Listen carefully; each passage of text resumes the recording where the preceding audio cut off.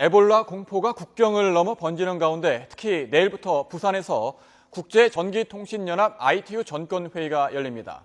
다행히 에볼라가 확산되고 있는 아프리카 3개국 관계자들은 참석하지 않기로 했지만 에볼라가 발생한 적이 있는 주변 국가 관계자들은 대거 입국하기로 해서 불안감이 남아 있습니다. 고려대학교 구로병원 감염내과의 김우주 교수 모시고 자세한 이야기 나눠보도록 하겠습니다. 네, 안녕하십니까? 안녕하십니까? 에볼라가 국경을 넘어 이렇게 확산되고 있는데 이 전체적인 상황을 어떻게 평가하시는지요?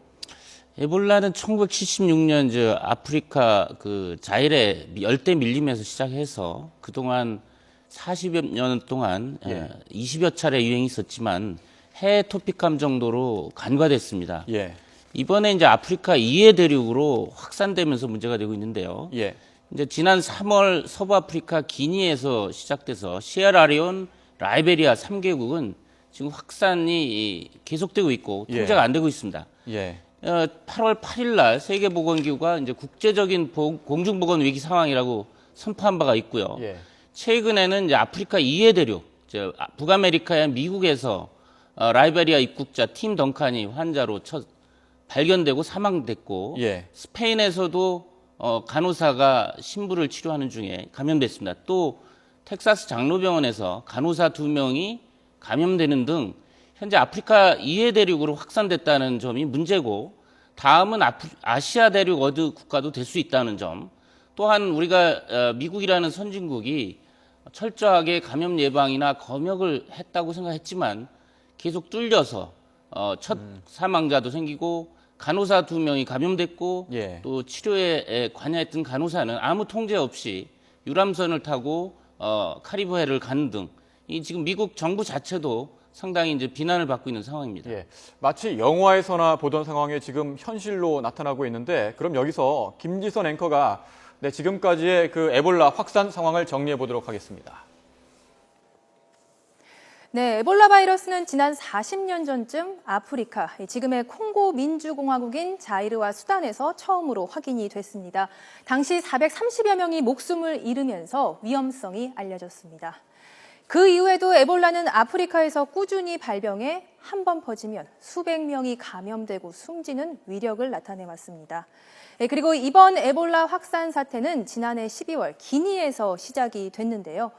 주 발병국인 기니와 라이베리아, 또 시에라리온 3국이 초기 대응을 하지 못하면서 결국에는 올해 8월 세계보건기구가 국제적 공중보건 비상사태를 선포하기에 이릅니다. 당시 감염자가 1,700여 명, 사망자가 900명을 넘었습니다. 그동안 아프리카 풍토병 정도로만 여겨져 왔던 에볼라 바이러스가 이번에는 아프리카 이외 지역까지 옮겨가고 있습니다. 바이러스에 감염된 첫 미국인인 토마스 에릭 덩컨이 이달 9일 사망하면서 미 대륙이 에볼라 공포에 휩싸였습니다. 이어서 덩컨을 치료하던 간호사 2명이 잇따라 감염되면서 의료인의 2차 감염 사태까지 나왔고요. 며칠 전부터는 미국에서 에볼라로 인한 휴교령까지 확산되고 있습니다.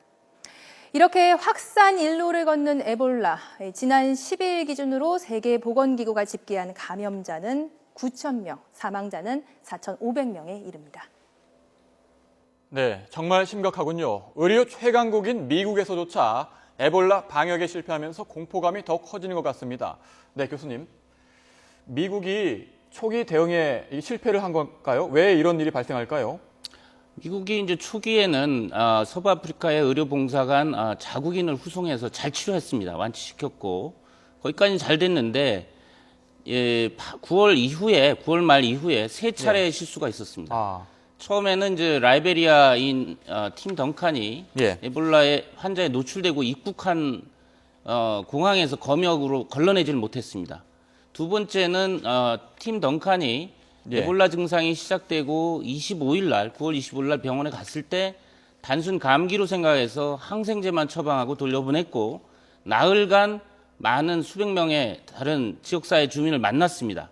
나흘이 지나서야 확진하고 텍사스 건강장로병원에 입원한 것이죠. 초기 에볼라 환자 확진에 틈새가 벌어진 것이고요. 마지막으로 팀 덩칸을 치료하는 의료진들이 감염 예방을 철저히 지키지 못하고 여러 가지 문제가 생겨서 2명의 간호사가 감염이 됐고 그중에 한간호사는 항공 여행객을 통해서 그 동승한 여행객들에게 감염 우려까지 있을 정도로 예. 그 미국 보건 방역 당국이 입국 시 검역, 또 환자 진단, 또 감염 예방에 있어서 그 문제점을 드러낸 것이 지금 미국이 에볼라에 뚫린 이유가 되겠습니다. 예. 네. 의료 선진국이라 미국에서 이런 일이 벌어지다 보니까 새로운 신조어도 나왔지요. 네, 예. 피어볼라라고요. 공포를 의미하는 피어에다가 볼라를 합친 말입니다. 실제로 위험성이 얼마나 되고 치사율 어느 정도입니까?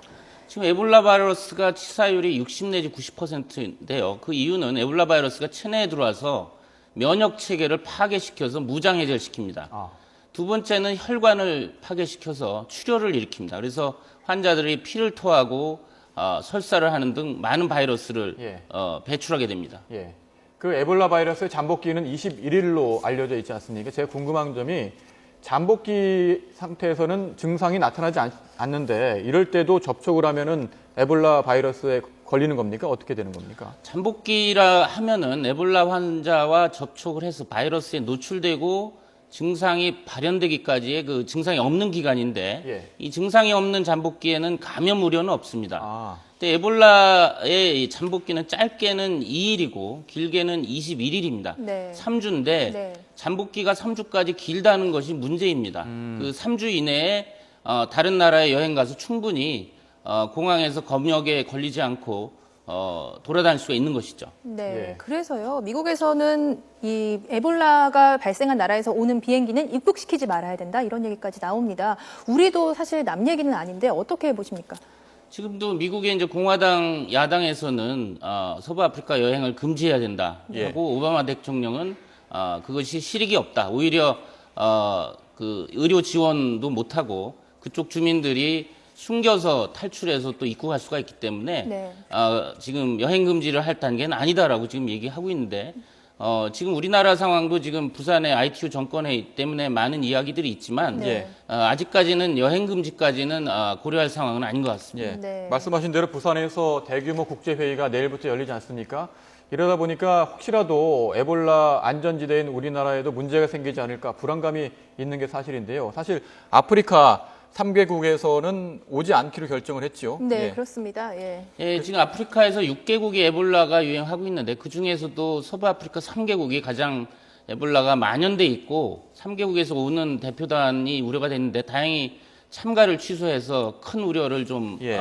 우리가 해소하게 됐겠고요. 예. 또 네. 보건당국이 뭐 공항 입국이라든지 또 대표단을 매일 방문해서 열도 재고 에볼라 증상이 있는지를 조사한다고 하니까 그런 면에서 안심이 될 수 있다고 보겠습니다. 예. 네.